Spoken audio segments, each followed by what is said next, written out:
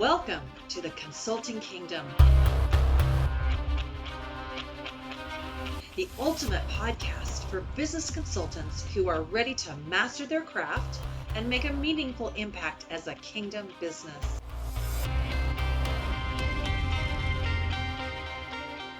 Hosted by Patrick Bell, this podcast dives into powerful strategies and actionable insights that will help you grow in your consulting expertise.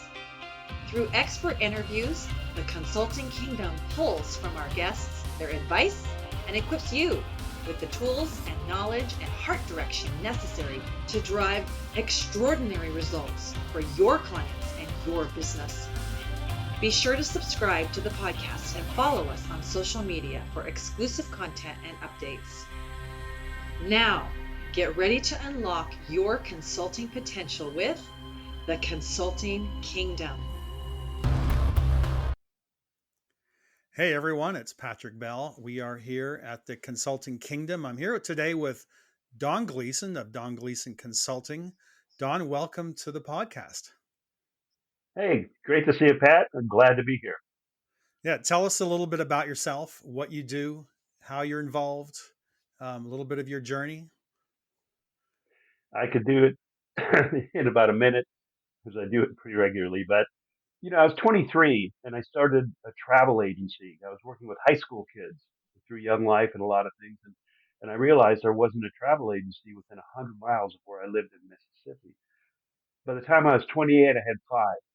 And my idea of accounting and finance management was a gray cash box. You throw all the money in it, and if it gets too full, go to the bank. I had no really business acumen, and yet we were running these businesses. I sold all of them in 1991, a year before the internet wiped out retail travel agents, and I went to work for Disney. So I came to Orlando, and for the next years, I was director of international marketing and sales, so a lot of travel, uh, and that was great. But my kids, later as they're 12 and 13, said, Dad, if we have to bury one more dead hamster and you're not here, game over. So I went to the dark side. I went to Universal and I became an executive there. And after a couple of years of that, I began consulting. So what kind of consulting did you do then? In the early days, I would go into a company. People started calling me once I left Disney, and it would be um, an airline reservation systems company. And it was going to be 6 months and ended up being 2.5 years. Later, it was sold to Sabre. Then next was building an indoor water park hotel, kind of Disney-esque, with Famous Dave, and we put it outside Chicago, and that was 2.5 years. And then the next one was in construction, and a few others, even a faith-based nonprofit called Apartment Life, which embeds a team into an apartment community, not only to build community, but it's a ministry, but an interesting ministry, and it provides great value to the apartment industry. So after that, though, I started doing smaller individual businesses on shorter shots, 6 months, four Right. months, those kinds. So what kind of things do you wish you'd known before you jumped into this consulting field, this industry? A couple of things. Number one, travel takes its toll, just like it did in the old days. If you're flying out every Sunday night to an engagement, flying home on Friday, you're home for 36 hours, and you have to fly out again on Sunday. That's a tough way to go, and especially if you're doing it for another company. So I stopped doing that, and I wish I would have known that there is no wild claims. You do not make improvements in any consulting engagement business instantly. It's not 30 days, you're going to get 20 clients and you're going to get X revenue. It takes time, 2 months, 3 months, 6 months to realize what we actually put in place and execute on any engagement. I didn't know that it would take that long. Right. And so tell us a little bit about those. You're flying out Sunday night, you're getting back Friday night or Saturday. What was that all about?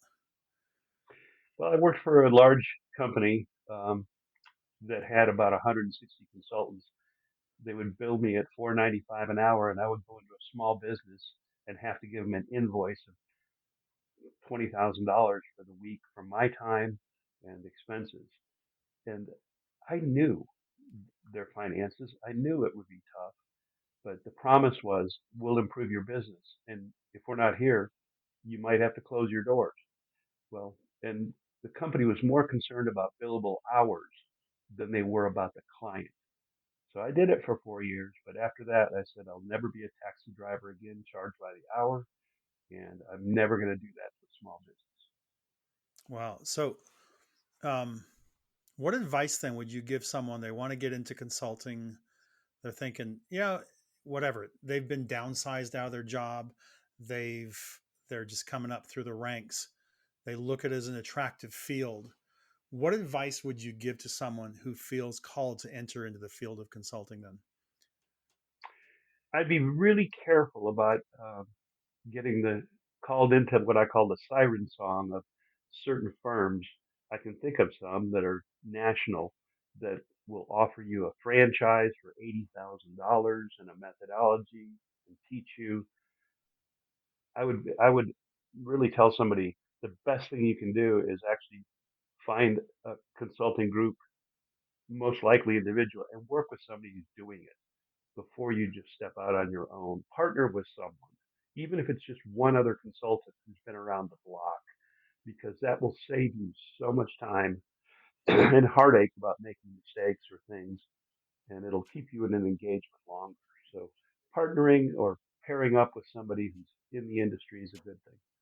Yeah, that's exactly the advice I was given right before I got into consulting, as I was on my way from Japan to Kenya. And someone said, "You're trying to start a consulting business. You're foolish to try that, because go and work for someone for the next 5 or 10 years and go and learn how to do it." And in retrospect, well, we went to Kenya and I learned how to do a lot. It was just feet to the fire in a sense. But man, to have the stability and learn how to master the trade, working with someone else would have been such an asset. So as you go now, you're consulting, you're doing different things. Um, what kind of challenges keep you awake at night? Like, what kind of things are um, most challenging for you? How do you deal with them? Yeah, it's a great question, Pat. I do wake up. Um, I fall asleep really quickly, but I'll wake up at 1 o'clock with what I call spreadsheet head. I've got all of these facts and figures, and I'm dreaming about this spreadsheet or these things, and I fall back asleep, and I'm right back in the same spreadsheet in my head, and then I wake up again, and it's repetitive. But I think the things that keep me up the most are: am I really asking the right questions? And second, why am I really here in this engagement? Because when I first started out, my very first one for that firm, they flew me to Minnesota. I'm sitting in the Hilton at the airport waiting for the text that says, "Here's where you're going," as a consultant. And so I get to Minnesota at 3 o'clock in the morning by the time I drove 2.5 hours. And I went to the business, and the business had a marquee sign on it that said Cornerstone. And I'm not going to mention any more about it or the town, but there was this little map in the corner, and it said it had a star, and I recognized it as Haiti, and it said Oasis of Hope. Hmm. I went, So it's 7:30 in the morning. I go into the engagement, and I'm with a senior other consultant who looked at me at breakfast and said, "Do not say anything. You're too green. You don't know anything. This is your first job. So just keep your mouth shut and listen. And then I'm going to leave once we open the job, and then you can stay here the next 2 weeks and work it." So I just sat there, and I did know some stuff, but anyway, finally at the end of the engagement, the owner looked at me and goes, "Well, you've been really quiet. Do you have any questions for me?" And I said, "Yes, I do. I noticed your marquee sign. I noticed Oasis of Hope. Is that a tenant in your building here, or does that mean something to you?" He went, "It means a lot." It's an orphanage and a school in Haiti. In fact, my son, who I adopted from Haiti, is in the warehouse right now. You'll meet him Wow. this week. And I said, wow, that's really interesting. I said, do you know who Tony Campolo is? Now, this is going back to the 80s and 90s. Yep. But anybody that was ever in youth ministry or knows Tony's, it's Friday, but Sunday's coming, all those things. And he goes, yes, I do. And I said, well, I wrote tickets for Tony Campolo's EAPE in the 80s in my travel agency. You and I are going to have a lot of fun talking. The other senior consultant who's opening the job had no idea what we're talking about, Yep. but it was so cool. So, and that's always been the prayer. Lord, send me to where I need to be. Only send me where I need to be. Don't send me anywhere else. And then help me figure out why I'm really there. Yeah. That's amazing. So let's talk about, so you got challenges on one side, you have to have hope, you have to have faith on the other. Like, what kind of scriptures or books or resources have guided you on this journey you're on? I actually reread the three really powerful ones pretty much every year, every other year. The first one is called The Heart of an Executive, and it's by, I think, Richard Phillips. But the whole premise is a contrast in the leadership styles of David and Saul. Saul led like this. He was an amazing leader, took, you know, took them all kinds of places. David was a very different kind of leader as he came up. Both were flawed individuals, which gives me hope. Just just saying. But The Heart of an Executive is an incredible book, a great read. I think you can still find it on Amazon. The second one is more going into what is really important. In consulting, it's always pretty simple. It's X to Y by when that equals cash or whatever. So when we get into execution, we really need to know about metrics, etc. So the four disciplines of execution by McChesney is powerful because it is a methodology that we've used. And then a really old school book that I think you would really enjoy. You probably have read it, but it's by a guy named Goldratt. I think it's from the 80s, and Eli it's called Goldratt. the theory. Yep, the theory of constraints. Yep. And in any system, especially if you work with manufacturing or in any system, Yep. the smallest type constraint is really important. So those three books have really guided me, and of course, the Bible, which is is is always ever present and amazing. So talk to me about your faith. How does that impact your work as a consultant then? Yeah, that's a great question. I meet with a bunch of guys and we encourage each other, etc. And um, sadly, the person that really started this about 20 years ago died this past week. We were at his funeral, but even at the funeral, it was full of hope and it was amazing. Like Mm. we look at each other and we say to each other, we actually recite this out loud. And he told us, he said, look, we're not elks, we're not moose, we're not a deal, but we do have a creed. And we talk to each other that says, the glory of God is man fully alive, men and women. We become fully alive. We Mm. become fully alive when we use our uniqueness, the way we're wired, the gifts, the talents, the experience to love and benefit others. So, by the grace of God, we're going to pursue His dreams for our lives by listening to that still small voice say, let there be, Mm. dot, dot, dot. Let there be what? Let there be kids adopted from Ethiopia, from Axum, and somebody in the group has done four. Let there be, let there be a software company that is disruptive and turns the industry on its head because it's based on integrity, reality, and really smart technology. Let there be. So, Pat, you've had those let there be moments, I know, but listening to all these guys, let there be a movie about golf, and it turned into The Mulligan by Wally Armstrong. Yep. You know, so any of those things. So yes, so that's an encouragement, but that's why you let me use my uniqueness to benefit others. Okay. So Let's talk about setbacks. Um, you are we realize that business is about solving challenges on a daily basis, of course, for our clients on a daily basis. And as we run a consulting business, we're solving challenges for ourselves in our Hmm. own consulting business. Though now we have a foundation of faith that helps us. So, talk to me about a significant setback maybe in the last 12, 18 months or something that you faced, and then tell that story, like what happened in that moment. How did you overcome that?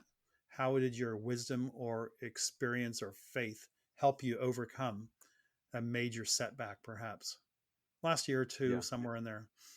yeah. No, it's a great question, and I've had a few. Some of them my own doing, but right after COVID, consulting dried up. There's no consulting. Nobody's hiring consultants. Everybody's just trying to survive. And a university called me and asked me to write a Bachelor of Science degree in hospitality and develop courses. So right out of the blue, here comes a fish with a coin in Mm, its mouth and nice. sustained me through a year. It took me a year and a half, and I taped 130 lectures for Belhaven University, faith-based Christian school in Jackson, Mississippi. But I developed the courses, and that kept me going. And I couldn't see the future. I didn't know. I couldn't see what was Right. going on. And we had a hurricane here, and I had three very large burn piles. All the debris from the trees and stuff. And I'm not that bright sometimes because I thought that gasoline that was mixed with oil for a weed eater did not ignite as fast. You couldn't light it as quick, so it would be okay to sprinkle it around the burn pile. I'm leaning over. Debbie's down on the dock, and all of a sudden there's a 25-foot fireball, an explosion as that thing blew up. And she came running up. I looked like a coyote, with crispy stuff, and smoke coming off me, and I'm all pitch black. And she goes, "Oh, Don, we got to get you cleaned up. That's horrible." And I said, "Honey, get the keys. We're going to the hospital." And we go 15 minutes down the road, hit the hospital. They took one look at me. They said, "Upstairs." 15 minutes, they medevac me in a helicopter. Wow. I burned, most of my face and the right side and stuff. It was pretty horrific. Um, four things of fentanyl later, they took off the skin and sent me home. That was a pretty good setback because I couldn't work. And fortunately, I had six people show up at the hospital immediately when I was arriving in 30 minutes to pray that God would miraculously do something here because I was pretty much an idiot to blow myself up. But those people stayed there all the way till midnight. I Wow. had prayer chain people going, and 3 months later, I looked really good. I had a Yeah. nice Baby chemical skin. peel. There you go. Yeah, baby skin. My hands have no scars, and you know the surgeon that came into the burn unit finally at 11 o'clock, they were going to immerse me in a vat and do this. He goes, "Well, you're not as advertised." And I go, "What do you mean?" "Well, when you came in the emergency room, they told me you were burned 70% of your body." He said, "I'm thinking it's like 17%, and nothing's more than, nothing's at 3." Okay, I don't know how, but God sustained it, did it, and I came out of that. So I've had a few of those setbacks. Debbie doesn't let me play with burn piles anymore. Of course. So Yeah. Let her do it. right. So, like, what kind of things are you learning now as you grow in your consulting expertise? What are the kind of things that you're like? What books or what topics are you exploring right now that help you Sure. advance in your ability? Yeah. Um, I'm still learning as I do some pro bono coaching for an organization called Crew, formerly Campus Crusade. I coached one of their senior executives for a 2 year period. But I've learned that because we have this body of work and we know some stuff, and I've done 36 consulting engagements, not to be a serial teleholic. So I'm a recovering teleholic, and I learned to ask better questions. And especially, I'm being coached. We have 30 of these coaches for crew, but I'm being coached by them to talk 20% of the time, let them talk 80%, and ask really Mm. great questions because the questions are the most powerful thing you can do. You can even ask somebody on the airplane next to you, hey, where did you grow up? What was that like? You know, what were the biggest influences that shaped you during that period? Yeah.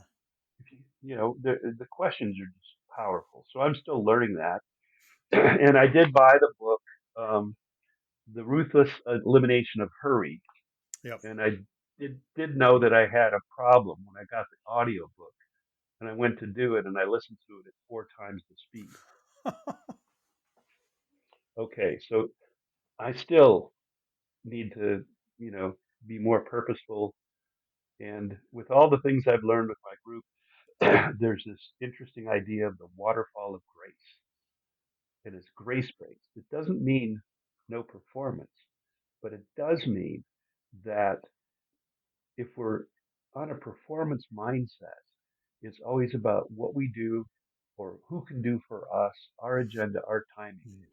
And grace based is a different kind of mindset. In other words, it's Yeah. like swimming in clear water that's a cool pool, as opposed to that muddiness we find ourselves swimming in sometimes in the world, thinking and with the people.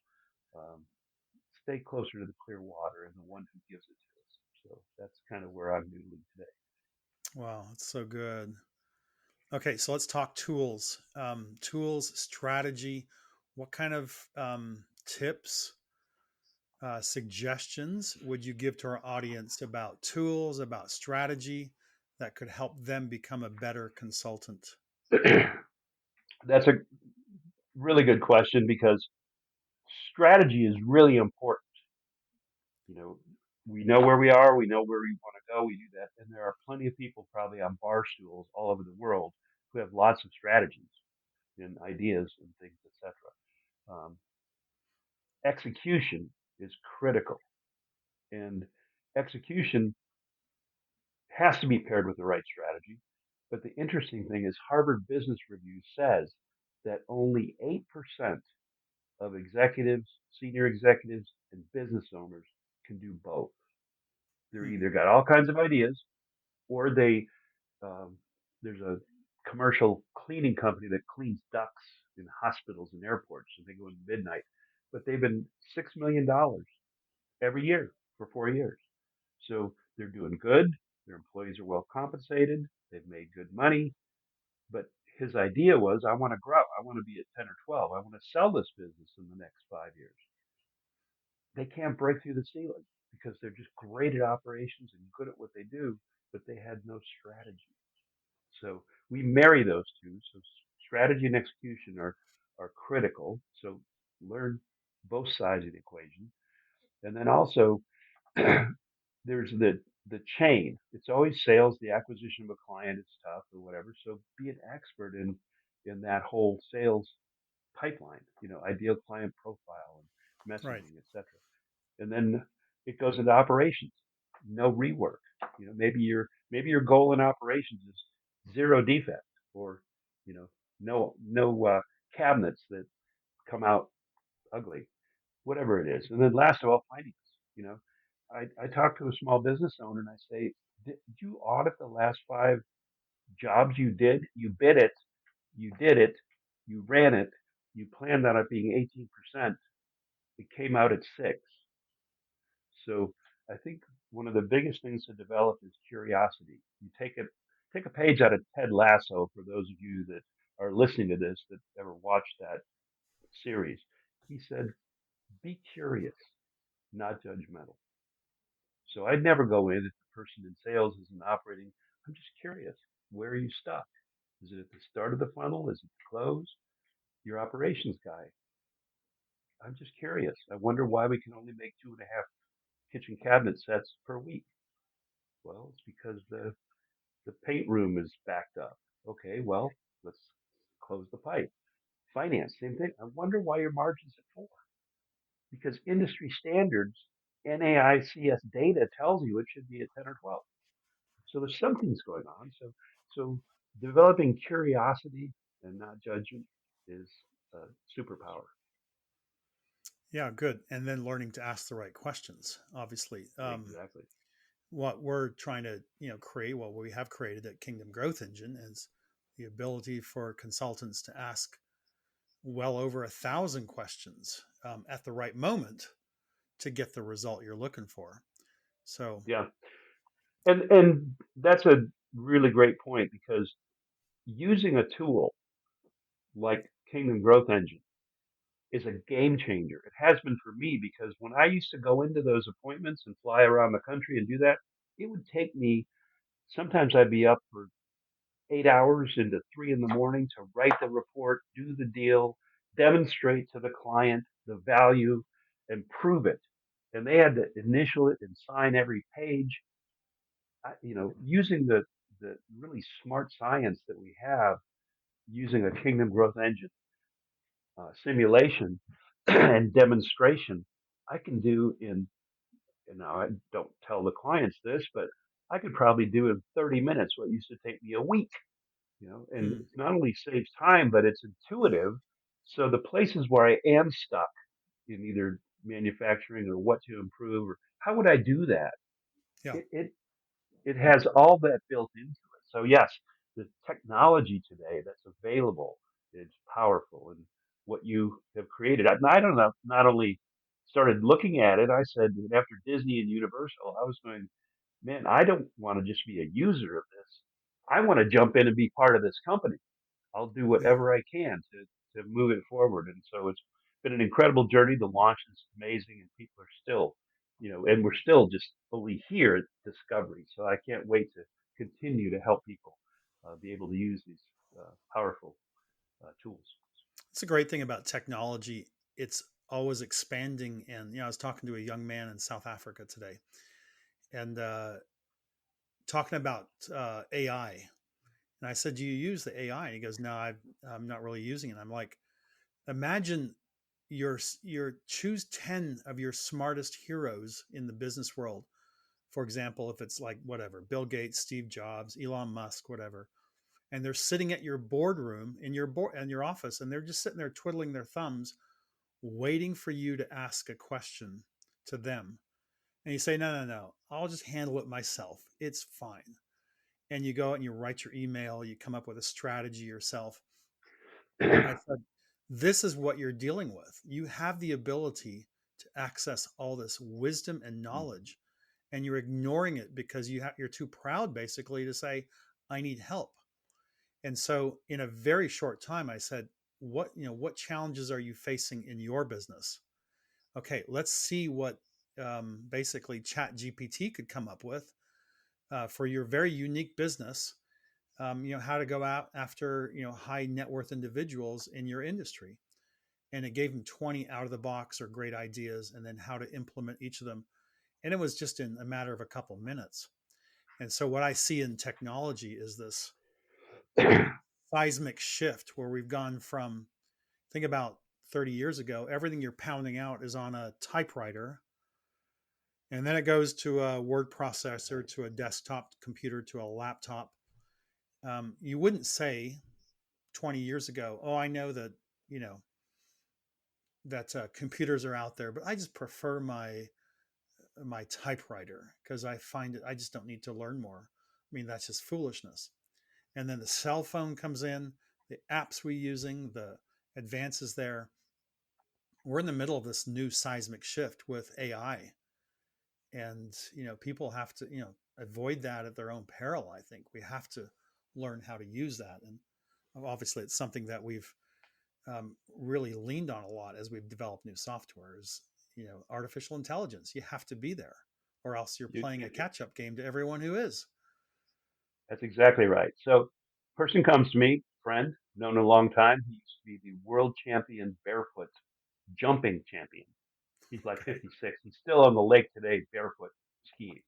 I mean, this guy's a rock star. But he came to me and he said, "Hey, listen, I build docks. I do floating docks. I had this idea.